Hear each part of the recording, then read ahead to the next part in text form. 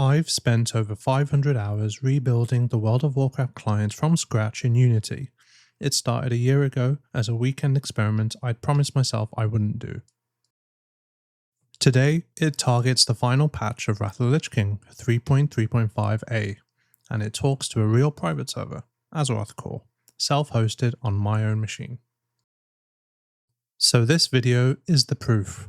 A fresh character leveled from nothing through Elwynn Forest, all the way to the fight every WoW player remembers, killing Hogger. Let me tell you how all of this actually started, because it's quite messy. 2 years ago, I was made redundant from the games industry, and I spent close to a year out of work. If you've been through that, you know the shape of it. The financial worry, the interviews, the rejections. Whatever energy was left went into a solo indie game, a roguelike heavily inspired by WoW. You've never seen it, nobody has. Somewhere between the applications and the exhaustion, it stalled, and honestly, so did I. What ended that year wasn't a breakthrough. It was a job, at Unity of all places, the engine this whole project is built in. The irony isn't lost on me. And I made myself a rule when I started. No side projects. No game dev after hours. I'd been running on fumes long enough to know better. The rule held for about 6 months. Then one weekend last summer, curiosity won. I've played World of Warcraft on and off for most of my life without ever knowing how it actually works. And I've only ever found one way to truly understand a thing: build it. So I built the smallest piece I could justify. Not the game, just the login screen, talking to the private server. 1 weekend, 4 commits, then I put it down and went back to my rule. But that weekend was the first game code in over a year I'd written purely because I wanted to. No release plan, no pressure riding on it. It sat in the back of my head for 7 months, and this spring I gave in. It hasn't been put down since. And this time I'd work in public. The roguelike taught me that projects die quietly when nobody's waiting for them. So this one would have witnesses. That's what this channel is. Partly to explain, because explaining forces you to understand, and partly so that stopping was never quite an option. So, how did it go? Faster than it had any right to. And I want to be straight about why, because I think it matters more than any individual system I could show you. This project was built with AI assistance, specifically Claude Code. The way I'd put it, I drew the skeleton and AI helped fill in the body. The architecture is mine. What the pieces are, where the seams sit, what correct even means. That part you can't delegate. But the long, well-understood middle of each system, where you know exactly what needs to exist, and it's mostly a matter of writing it, that went faster than one person has any business managing. 500 hours with help. Without it, I honestly think this video would be years away.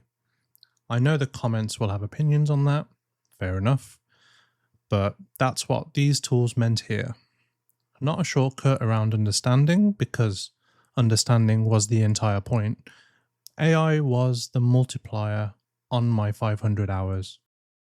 Somewhere along this stretch, I stopped taking notes and realized I was just playing. And I keep thinking about a version of me from 10 years ago. If you'd told him he'd one day spend his evenings working on a World of Warcraft client, the real thing, talking to a real server, he'd have called it the dream. But here's the thing about that dream. It was never a job you could apply for. The WoW I love is vanilla, Burning Crusade, Wrath, and the studio that made those games has long since changed into something else. There was no door to knock on. If I wanted to work on that game, that exact game, the only way was to build it. So, a redundancy, a stalled project, a new job, and one weekend I'd promised myself I wouldn't spend. That's a strange road to a dream, but I'd argue it counts. Now, the discovery, the thing I didn't expect to learn, and the reason this video isn't really an ending. The conversation between a WoW client and its server is old, well-mapped territory. Private server developers have spent 2 decades pinning it down, and by now, the server's half of that conversation is settled law. I assumed that meant the client was settled too, that I was building to a fixed blueprint and the job was tracing it accurately. I was wrong. What the server actually sends is surprisingly little. What exists, where it is, what just happened to it, true facts about the world. And that's roughly where its authority ends. How a creature moves between 2 points, what the camera does, how the cursor knows to turn into a sword, what a spell looks like, and sounds like, feels like when it lands. Almost everything you'd call the feel of the game lives on the client side of the line, and the server neither knows nor cares how I chose to do any of it. My client speaks the same protocol as the 2010 client. The world genuinely can't tell the difference, but it isn't the same client. It couldn't be. 1,000 small choices in, I understood. A compatible client doesn't have to be an identical one. It's an interpretation. And if a client is an interpretation, you can interpret it differently, on purpose. Because the original client was itself just an interpretation, shaped by 2010 hardware, an engine from 2004, aspect ratios like 4:3 that we've long since left behind, the world Blizzard built was always bigger than the window they could show it through.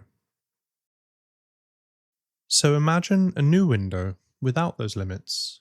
Modern rendering techniques on 20-year-old meshes and textures, a headset instead of a monitor, VR, actually standing in Elwynn Forest, a client that runs wherever I decide it runs, natively on Linux or on my Android phone or tablet. Now imagine stranger things like a local AI writing quests on the fly, so you never run out of things to do. The server itself, AzerothCore, folded into Unity, the whole stack launching and running in one place. And the tool I've always wanted, the community's map editor Nogget, rebuilt inside the engine, growing into my own WoW edit, the world editor Blizzard never gave us. Stand in the world and reshape it while you're there. Some of these are experiments, some might be terrible, but that's the point of owning the whole stack. The sky is the limit. The same Azeroth through a new window. That's the series I want to make next. But all of that comes later. Right now, it's time to face Hogger. And this completely ordinary looking fight is secretly the whole project firing at once. The server decides the outcome. Every hit, every point of damage, arriving as packets, exactly as they would have in 2010. But everything you're watching I hooked up. The swing animations, the fireball leaving my hands, the health bars quietly telling me whether this is about to go wrong. A year ago, none of this existed. Not the knoll, not the forest, not the character. Now it all has to hold together at once for about a minute. 20-odd years of players have had that moment. This one was mine. So that's the end of rebuilding WoW in Unity. The series only ever asked whether one person could rebuild this game and actually play it. You just watched the answer. But the project carries on, under the name it's had since that very first weekend, Azeroth Client, a new series about a new window on the old world, and somewhere far down that road, maybe the DNA of a game of my own. Thank you genuinely for watching this journey. Let me know what you'd like to see in the upcoming series. I'll see you next time on Azeroth Client.